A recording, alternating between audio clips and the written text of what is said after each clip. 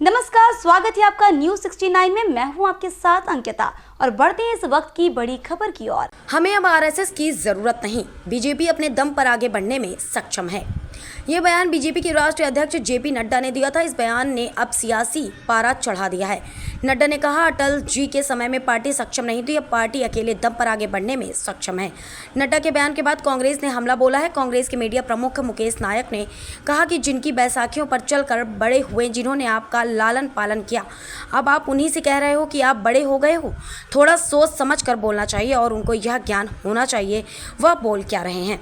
आडवाणी जी ने सजदा कर लिया था पाकिस्तान में जाकर जिन्ना का मजार पर। शाम को सुदर्शन जी ने कह दिया था कि अटल आडवाणी का युग खत्म हो गया और हो भी गया। आप यह बताइए, कोई व्यक्ति बहुत सुंदर हो लेकिन कपड़े ना पहने हो, पूरे आभूषण पहने हो लेकिन निष्परण हो, शरीर में चेतना और जीवन ना हो, आरएसएस के बगैर बीजेपी शून्य है। जो भी शक्ति क्षमता है वह बीजेपी की रस है और यह बीजेपी के नेता अगर कह रहे हैं और आरएसएस के अगर हाथ खींच तो इनका वह हाल होगा जैसे पांव के नीचे से जमीन चली गई। जिनकी बैसाखियों पे चलकर बड़े हुए, जिन्होंने आपका लालन पालन किया, अब आप उन्हीं से कह रहे हो कि आप बड़े हो गए हो। जेपी नड्डा को थोड़ा सोच समझ के बोलना चाहिए और उनको ये ज्ञान होना चाहिए कि वो बोल क्या रहे हो।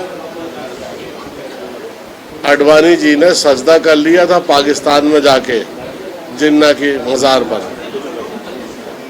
शाम को सुदर्शन जी ने कह दिया था कि बीजेपी में आडवाणी और अटल युग खत्म हो गया और हो गया। इन्हें इल्म नहीं है कि आरएसएस के बारे में क्या बोल रहे हैं, उनकी क्या स्थिति बनने वाली है। क्या आरएसएस की वजह बीजेपी चल जाएगी? आप ये बताइए,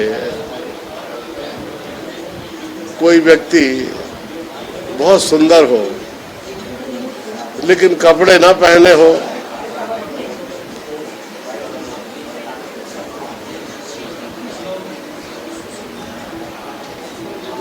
कोई व्यक्ति पूरे आभूषण पहने हो लेकिन निष्प्राण हो, शरीर में चेतना और जीवन ना हो, आरएसएस के बगैर बीजेपी शून्य है।